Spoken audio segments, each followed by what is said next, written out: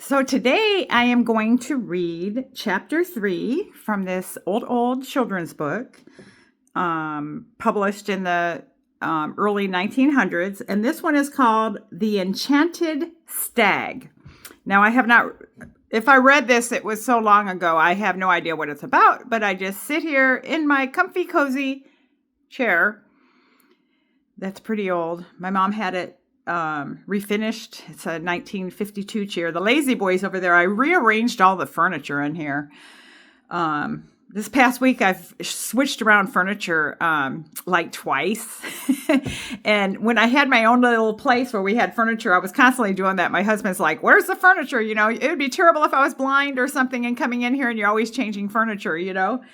And, but I've always liked moving furniture around, you know, just shifting it around, making it look different. And I think I finally found a way that, I feel comfortable. I got the TV there. I got, you know, stuff. Let me show you. See, there's the TV, right? And the chair and the couch. You know, I got it covered. That couch I bought in 2005 in pretty good shape. It was sinking, but I put a kind of plastic board to even it up. And I've always had like blankets on it to keep it kind of clean. And there's the, you know, windows, the plantation blinds. But yeah, over there used to be the hall tree, but I got it now. There's the map of Africa. I got it now here, you know. Anyway, so going to read this story. So pull up a chair and listen if you want. I'm going to sit you right here next to me. So you're going to be right here next to me. I have my hair in these curlers. I posted a video about hair and I thought, let me try to do something with my hair. You know, one thing, my hair, it might be fine. It might be straggly, but it does have like, I can create like body with it. My sister with her long, dark, gorgeous, straight hair. I don't even think it rolls around a curling iron. It's so like kind of straight or whatever you call it. Okay. The Enchanted Stag. Oh, hi, I am Laura at Laura Talk Softer. I'm reading a children's story, but you know, we need to, so close your eyes, listen to the words. I'm going to try to read slower and see if you like it. Okay. Okay. So let me flip you down here. Let me put you, how do I do this? Is that what you're going to see? Are you going to see the ceiling? Okay. You're going to see the ceiling. Okay. Ready? Are you comfy, cozy? Okay. There were once a brother and sister who loved each other dearly. Their mother was dead, and their father had married again a woman who was the most unkind and cruel to them. One day the boy took his sister's hand and said to her, "Dear little sister, since our mother died, we have not had one happy hour. Our stepmother gives us dry, hard crusts for dinner and supper. She often knocks us about and threatens to kick us out of the house. Even the little dogs under the table fare better than we do, for she often throws them nice pieces to eat. Heaven pity us. Oh, if our dear mother knew. Come, let us go into the wide world." So they went out and wandered over fields and meadows the whole day till evening. At last they found themselves in a large forest. It began to rain, and the little sister said, "See, brother, heaven and our hearts weep together." At last, tired out with hunger and sorrow and the long journey, they crept into a hollow tree, laid themselves down, and slept till morning. When they awoke, the sun was high in the heavens and shone brightly into the hollow tree. So they left their place of shelter and wandered away in search of water. "Oh, I am so thirsty," said the boy. "If we could only find a brook or a stream." He stopped to listen and said, "Stay, I think I hear a running stream." So he took his sister by the hand and they ran together to find it. Now the stepmother of those poor children was a wicked witch. She had seen the children go away and, following them cautiously like a snake, had bewitched all the springs and streams in the forest. The pleasant trickling of a brook over the pebbles was heard by the children as they reached it, and the boy was just stooping to drink when the sister heard in the babbling of the brook, "Whoever drinks of me, a tiger soon will be." Then she cried quickly, "Stay, brother, stay. Do not drink, or you will become a wild beast and tear me to pieces." Thirsty as he was, the brother conquered his desire to drink at her words and said, "Dear sister, I will wait till we come to a spring." So they wandered farther, but as they approached, she heard in the bubbling spring the words, "Who drinks of me, a wolf will be." "Brother, I pray you, do not drink of this brook. You will be changed into a wolf and devour me." Again the brother denied himself and promised to wait. But he said, "At the next stream, I must drink, say what you will. My thirst is so great." Not far off, ran a pretty streamlet, looking clear and bright. But here, also in its murmuring waters, the sister heard the words, "Who dares to drink of me, turned to a stag will be." "Dear brother, do not drink," she began, but she was too late, for her brother had already knelt by the stream to drink. And as the first drop of water touched his lips, he became a fawn. How the little sister wept over the enchanted brother, and the fawn wept also. He did not run away, but stayed close to her, and at last she said, stand still, dear fawn. Don't fear. I must take care of you, but I will never leave you." So she untied her little golden garter and fastened it around the neck of the fawn. Then she gathered some soft green rushes and braided them into a soft string, which she fastened to the fawn's golden collar, and then led him away into the depths of the forest. After wandering about for some time, they at last found a little deserted hut, and the sister was overjoyed, for she thought it would form a nice shelter for them both. So she led the fawn in and then went out alone to gather moss and dried leaves to make him a soft bed. Every morning she went out to gather dried roots, nuts, and berries for her own food and sweet fresh grass for the fawn, which he ate out of her hand. And the poor little animal went out with her and played about as happy as the day was long. When evening came and the poor sister felt tired, she would kneel down and say her prayers and then lay her delicate head on the fawn's back, which was a soft, warm pillow on which she could sleep peacefully. Had this dear brother only kept his own proper form, how happy they would have been together. After they had been alone in the forest for some time, and the little sister had grown a lovely maiden, and the fawn a large stag, a numerous hunting party came to the forest, and amongst them the king of the country. The sounding horn, the barking of the dogs, the holler of the huntsmen resounded through the forest and were heard by the stag, who became eager to join his companions. "Oh dear," she said, "do let me go and see the hunt. I cannot restrain myself." And he begged so hard that at last she reluctantly consented.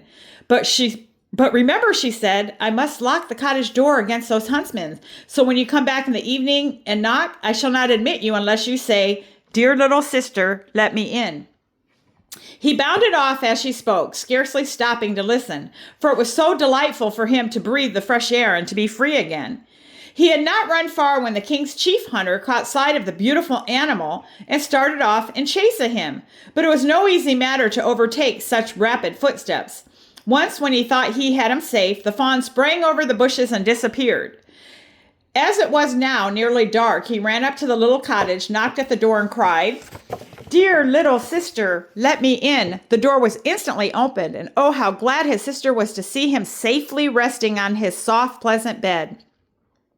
A few days after this, the huntsmen were again in the forest, and when the fawn heard the holler, he could not rest in peace, but begged his sister again to let him go. She opened the door and said, "I will let you go this time, but pray do not forget to say what I told you when you return this evening." The chief hunter very soon espied the beautiful fawn with the golden collar, pointed it out to the king, and they determined to hunt it. They chased him with all their skill till the evening, but he was too light and nimble for them to catch, till a shot wounded him slightly in the foot, so that he was obliged to hide himself in the bushes, and after the huntsmen were gone, limped slowly home. One of them, however, determined to follow him at a distance, and discovered where he went. What was his surprise at seeing him go up to a door and knock, and hear him say, "Dear little sister, let me in." The door was only opened a little way and quickly shut, but the huntsman had seen enough to make him full of wonder, when he returned and described to the king what he had seen. "We will have one more chase tomorrow," said the king, "and discover this mystery." In the meantime, the loving sister was terribly alarmed at finding the stag's foot wounded and bleeding. She quickly washed off the blood after bathing the wound, placed healing herbs on it, and said, "Lie down on your bed, dear fawn, and the wound will soon heal if you rest your foot."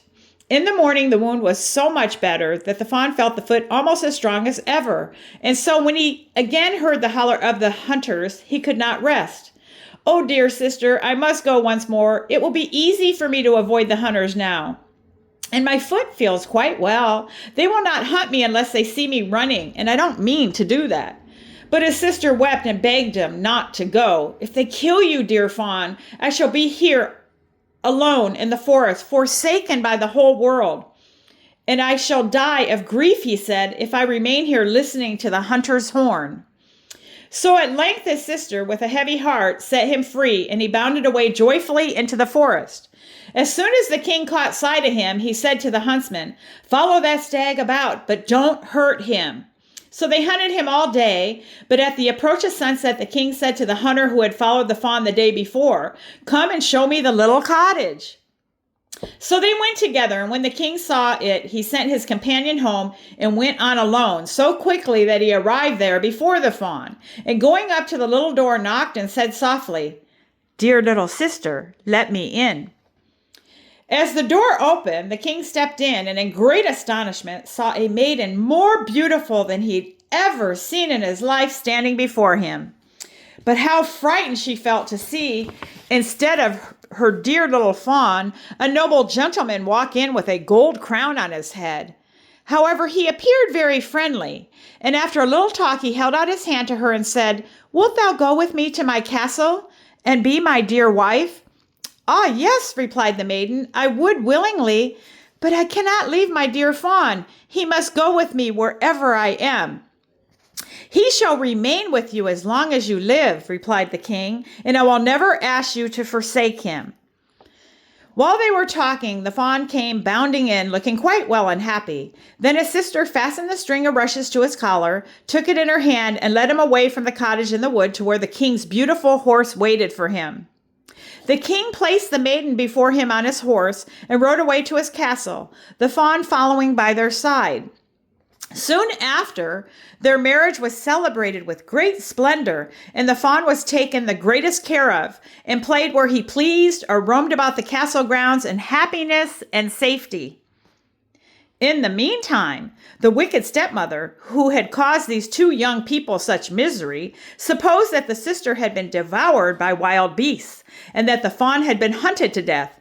Therefore, when she heard of their happiness, such envy and malice arose in her heart that she could find no rest till she had tried to destroy it. She and her ugly daughter came to the castle with the queen, had a little baby, and one of them pretended to be a nurse, and at last got the mother and child into their power.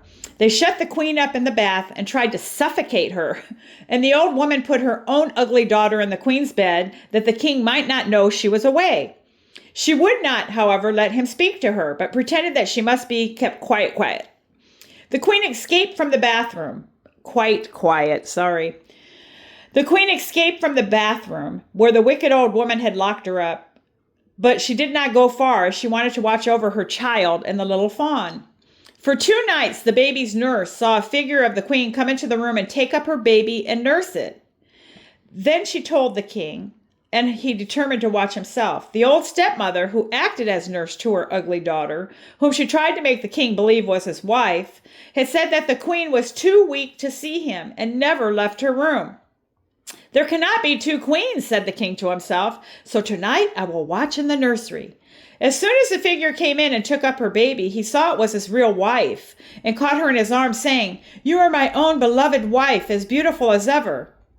The wicked witch had thrown her into a trance, hoping she would die and that the king would then marry her daughter. But on the king speaking to her, the spell was broken.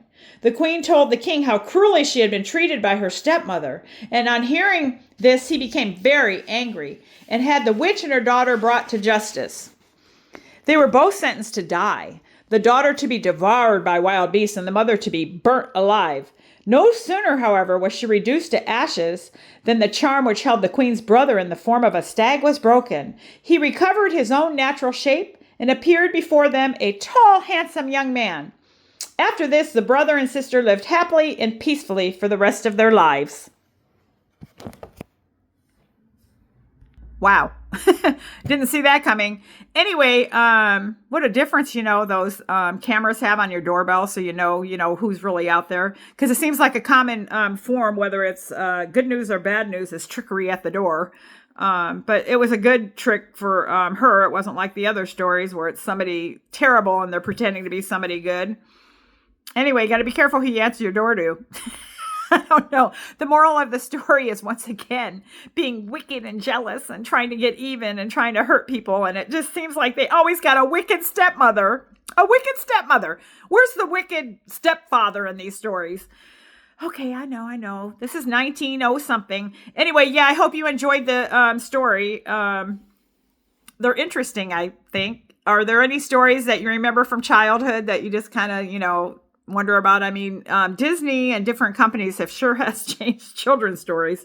But yeah, have a good day and peace, and hope this finds you well, and go out about the day and enjoy.